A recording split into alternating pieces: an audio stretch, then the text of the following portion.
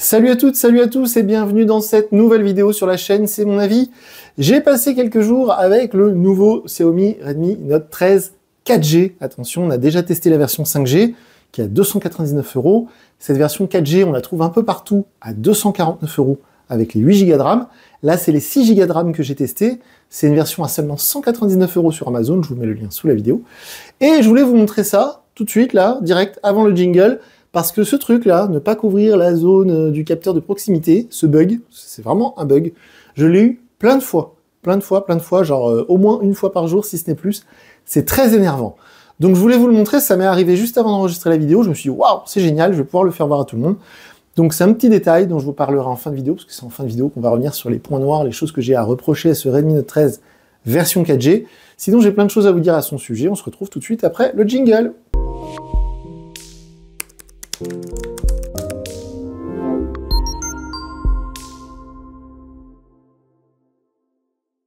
Alors, ce Redmi Note 13 en version 4G, qu'est-ce que ça donne? J'avais adoré le Redmi Note 13 5G qu'on a testé il y a quelques jours. Entre-temps, j'ai testé le Samsung Galaxy A15 version 4G.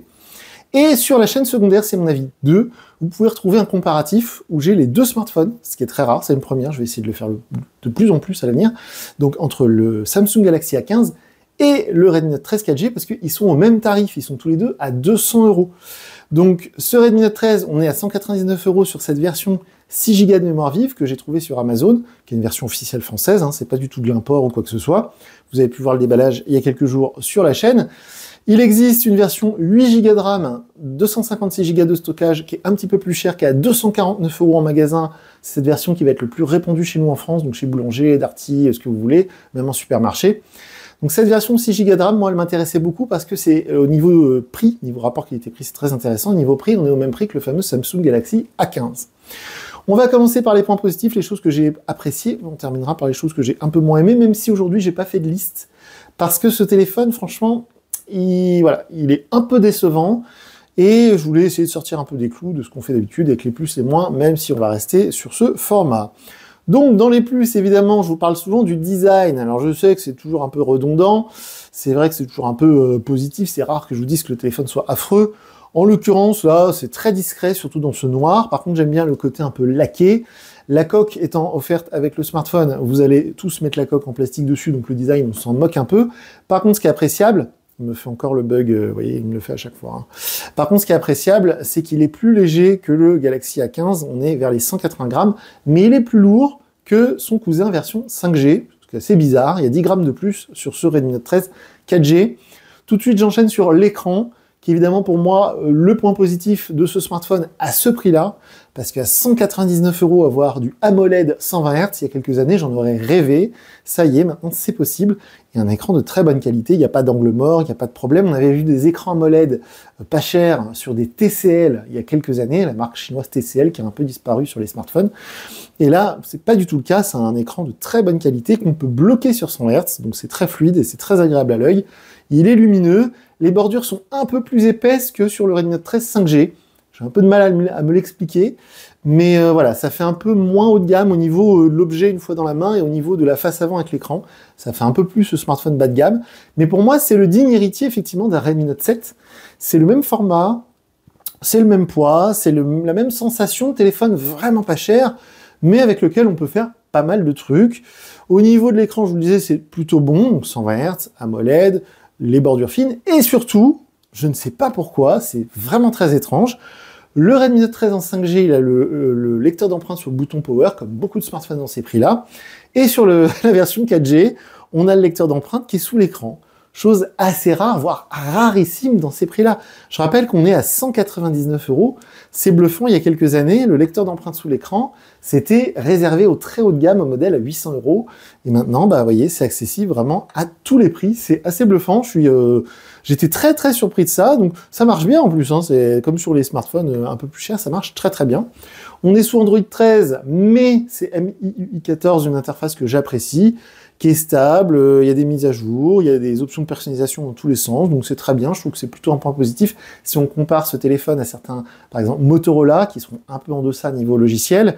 Alors par contre, chez Samsung, sur le A15, on est Android 14, donc on a un train d'avance, même si concrètement au quotidien, ça change pas grand-chose. Je reviendrai après sur le fait que chez Xiaomi, il soit un peu sur la pub, mais je le dis à chaque fois, donc je vais éviter de refaire tout le couplet là-dessus. Au niveau des points positifs, on a un haut-parleur stéréo. Alors ça aussi, c'est assez bluffant par rapport au cousin, le Redmi Note 13 5G, qui est un haut-parleur mono uniquement. Donc haut-parleur stéréo, le son sort des deux côtés du smartphone et est assez puissant. Donc encore une fois, en dessous des 200 €, c'est la première fois que je vois ça, et d'une manière aussi bien faite. Ça ne crache pas, ça ne grésille pas, donc franchement, c'est très très cool. Il est certifié IP54, donc si vous le faites tomber dans la baignoire, vous le ressortez, normalement, il n'y a pas de problème. Il est aussi équipé d'un écran Gorilla Glass 3, donc qui va résister à certaines agressions, certaines rayures. En plus, on l'a vu ensemble dans la vidéo de déballage, il y avait une protection d'écran préappliquée. Donc jusque-là, tout va bien. On a une batterie de 5000 mAh, alors j'y reviendrai après. Bon, c'est une très bonne autonomie pour un smartphone à ce prix-là, hein, honnêtement. Là, je l'ai beaucoup utilisé depuis ce matin, il me reste 66% de batterie, donc c'est largement suffisant pour tenir jusqu'à la fin de la journée.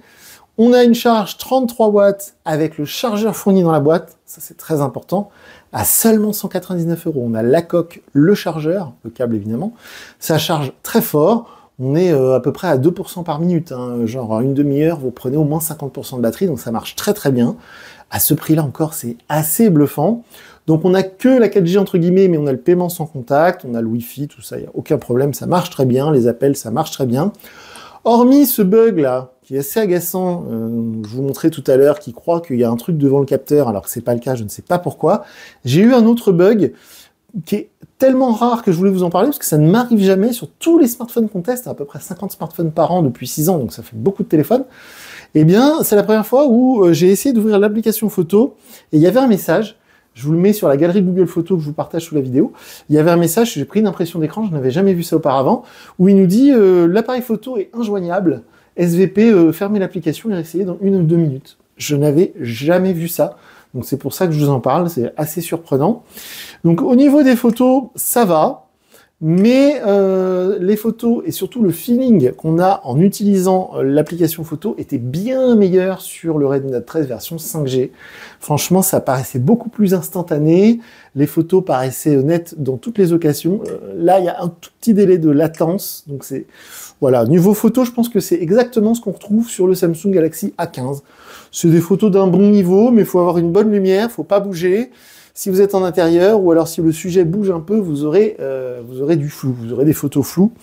Donc niveau photo, c'est pas mauvais, c'est pour ça que je le mets dans la liste des points positifs, mais c'est pas exceptionnel. Les photos grand angle, pour un téléphone à ce prix-là, elles sont tout à fait correctes, parce que pendant de très nombreuses années, sur les téléphones pas chers, les photos grand angle, elles étaient franchement dégueulasses. Les photos selfie sont plutôt bonnes aussi, mais encore une fois, j'avais eu un meilleur feeling, une meilleure sensation sur la version 5G. C'est assez surprenant. Du fait que ce soit pas le même processeur, il y a sans doute aussi quelque chose qui est lié au niveau des performances. Là, c'est un peu décevant. Comme d'habitude, sous la vidéo, je vous mets le lien vers notre tableau de bord, si on a une sorte de feuille Excel, c'est Google Sheet en l'occurrence, sur laquelle je vous partage toutes les données concernant les téléphones qu'on teste et sur les résultats du benchmark Geekbench 6 que j'utilise systématiquement. Les résultats, alors sur la puce graphique, je n'ai pas pu obtenir de résultats. À chaque fois, l'application, elle plante, donc je ne peux pas donner de score. Mais sur la partie processeur, le score est similaire à un Galaxy A15 de chez Samsung, mais il est en deçà du Redmi Note 13 5G, encore une fois. Alors, je parle beaucoup du Redmi Note 13 5G parce que, bon, là, j'ai une version pas chère du Redmi Note 13 4G à 199 € en version 6 Go de RAM, mais la grande majorité des gens qui vont acheter un Redmi Note 13 4G, ça va être en magasin, donc à 249 €. Et si vous mettez seulement 50 € de plus, j'ai trouvé le Redmi Note 13 5G meilleur à tous les niveaux. Il n'y a pas qu'une question de réseau. Il y a tout un tas de petits détails qui font que la sensation était bien meilleure sur le Redmi Note 13 5G, mais vraiment, hein, y compris sur cette partie photo. Donc, comme je vous le disais, l'autonomie, elle est correcte, hein, elle est tout à fait correcte, même si j'ai trouvé l'autonomie du Samsung Galaxy A15 un peu meilleure, voire vraiment, on est quasiment dans des records hein, sur le Galaxy A15, je ne sais pas comment ils ont fait au niveau de l'autonomie, c'est franchement bluffant. Donc les performances sont correctes hein, pour une utilisation du quotidien avec le multitâche. Hein. C'est simplement que dans les benchmarks, c'est pas les meilleurs scores qu'on ait pu obtenir. Pour faire des petits jeux, tout ça, ça tourne. J'ai eu quelques ralentissements sur les installations d'applications tout au début. Quand j'ai déballé le téléphone, j'ai commencé à installer mes applis. J'ai eu quelques ralentissements, mais rien de bien méchant. Sinon, sur l'utilisation au quotidien, c'est un très bon smartphone.